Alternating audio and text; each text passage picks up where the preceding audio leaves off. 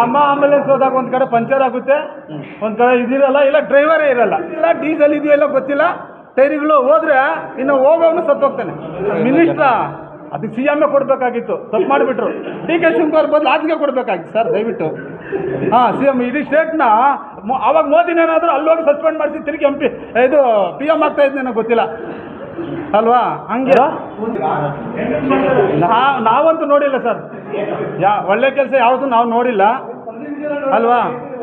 ಏನು ಮಾಡೋದು, ನಾವು ನೋಡಿಲ್ವಲ್ಲ ಸರ್. ನಮ್ಮ ನೋಡಿದ್ರೆ ಏನೋ ಪರವಾಗಿಲ್ಲಪ್ಪ, ಇಂಥದ್ದು ನೋಡಿದಾಗ ನಮ್ಮ ಕಣ್ಣು ಕಾಣಿಸ್ತಾ ಇದೆ. ಚಿಕ್ಕಬಳ್ಳಾಪುರಕ್ಕೆ ಬರೋಲ್ಲ ಅಲ್ಲ ಸರ್. ನಾನು ಧರಣಿ ನಮ್ಮದು ಒಳ ಮೀಸಲಾತಿ ವರ್ಗೀಕರಣ ವಿಚಾರದಲ್ಲಿ ಅವ್ರ ಮನೆ ಮುಂದೆ ಧರಣಿ ಮಾಡ್ಬೇಕಂತ ಹೊರಟ್ವಿ, ಆಯ್ತಲ್ವಾ? ಅದು ಮನೆಯಲ್ಲೇ ಇಲ್ಲ, ಮನೆ ಖಾಲಿ ಮಾಡಿಬಿಟ್ಟಿದ್ದಾರೆ. ನಾವೆಲ್ಲೋಗೋದು? ಇವತ್ತು ಮನೆ ಇಲ್ಲ. ಈಗ ಸರ್ಕಾರ ಏನು ಹೇಳ್ತದೆ, ಆ ಕ್ಷೇತ್ರದಲ್ಲಿ MLAಗಳು ಮನೆ ಇಟ್ಕೊಂಡು ಅಲ್ಲಿ ಕೆಲಸ ಮಾಡ್ಬೇಕಂತಾರೆ. ಅದನ್ನಿಲ್ಲ. ಅದೇ ದುಡ್ಡು ಮಾಡ್ಕೊಂಡು ಏನೋ ಅದನ್ನ ಬದುಕೋದಿಕ್ಕೆ ಮಾಡ್ಕೊತಾ ಇದ್ದಾನೆ. ಸಂತೋಷ, ಚೆನ್ನಾಗಿರಲಿ ಸರ್. ಅನಾಥ OBC ಹುಡುಗ ಅಂತ ಹೇಳ್ತಾನೆ. OBCಗಳಿಗೆ ಏನು ಮಾಡಿದ್ದಾನೆ? ಯಾರಿಗಾದ್ರೂ ಒಬ್ಬರಿಗೆ OBCಗಳಿಗೆ ಏನಾದರೂ ಕಮಿಟಿಯಲ್ಲಿ ಮಾಡಿದಾನ, ಯಾವುದಾದ್ರೂ ಇದು ಮಾಡಿದಾನ? ಎಲ್ಲಿ ಅದನ್ನು ನಾನು OBC ಅಂತ ಹೇಳ್ತೇನೆ ಅಲ್ವಾ?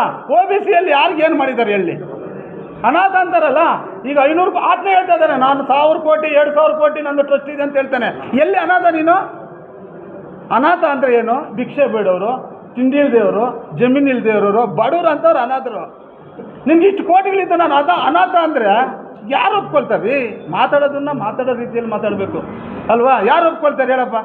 ಈಗ ನಾನು ಅನಾಥ ಅಂದರೆ ಅನಾಥ ಅಂದ್ಬಿಟ್ಟು ಈಗ ಇಷ್ಟೆಲ್ಲ ಮಾಡಿದ್ಯಲ್ಲ, ಎಲ್ಲಿ ಬಂದ್ಬಿಡ್ತು ಅನಾಥನಿಗೆ? ಎಲ್ಲಿ ಕಳ್ತನ ಮಾಡಕ್ಕೆ ಹೋಗಿದ್ರಾ?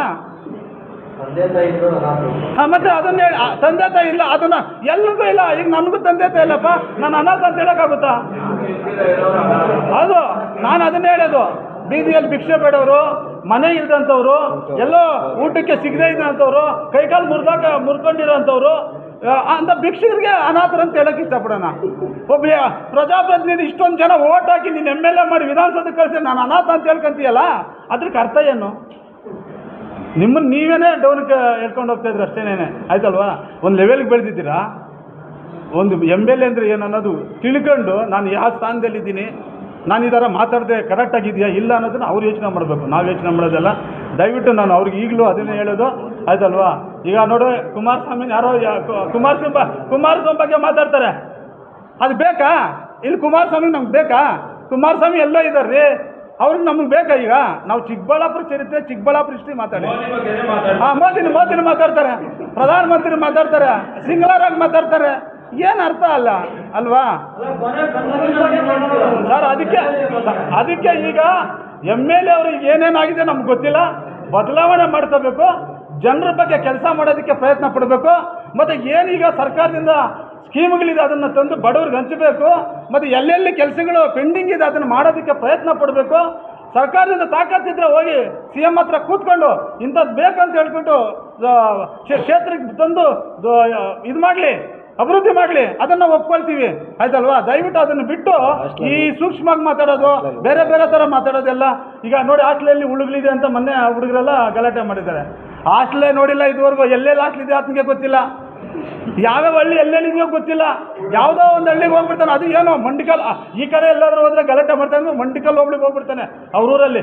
ಅಲ್ಲಿ ಹೋಗ್ಬಿಟ್ಟು ಯಾವುದೋ ಒಂದು ಹಳ್ಳಿಗೆ ಹೋಗ್ಬಿಟ್ಟು ರಾಮ ಏಮಮ್ಮ ನೀದೆ ಪೆನ್ಷನ್ನಾ ನೀದು ಐಪಾಯ್ನಾ ಪಾಪ ಇಲ್ಲೇ ಅವ್ರ ಅಲ್ಲೊಂದು ಸೈನ್ ಹಾಕ್ಕೊಬಿಟ್ರೆ ಅವರು ನೀ ದೇವರಪ್ಪ ಅನ್ನೋ ಥರ ನೀವು ಡೈಲಾಗ್ ಮಾಡ್ಕೊಂಡು ವರ್ತನೆ ಮಾಡ್ಕೊಂಡಿದ್ದೀರಾ. ದಯವಿಟ್ಟು ಅದನ್ನ ಬಿಟ್ಬಿಟ್ಟು ಸರಿಯಾದ ರೀತಿಯಲ್ಲಿ ಕೆಲಸ ಮಾಡಿ ಜನರಿಗೆ ಒಂದು ಒಳ್ಳೆಯ ರೀತಿಯಲ್ಲಿ ಮಾಡಬೇಕು.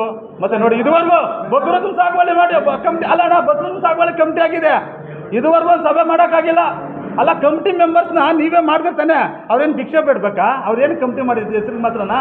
ಇದುವರೆಗೂ ಒಂದು ಕಮಿಟಿ ಮಾಡಲಿಲ್ಲ, ಇದು ಒಂದು ಸಭೆ ಕರೀಲಿಲ್ಲ, ಆಶ್ರಯ ಸಮಿತಿ ಸಭೆ ಕರೀಲಿಲ್ಲ, ಭೂ ನ್ಯಾಯ ಮಂಡಳಿದು ಒಂದು ಸಭೆ ಕರೀಲಿಲ್ಲ, ಆ KDP ಮೀಟಿಂಗ್ಗೆ ಬರಲ್ಲ, ಅಂಬೇಡ್ಕರ್ ಜಯಂತಿಗೆ ಬರಲ್ಲ, ಜಗಜೀವನ್ ರಾಮ್ ಜಯಂತಿಗೆ ಬರಲ್ಲ.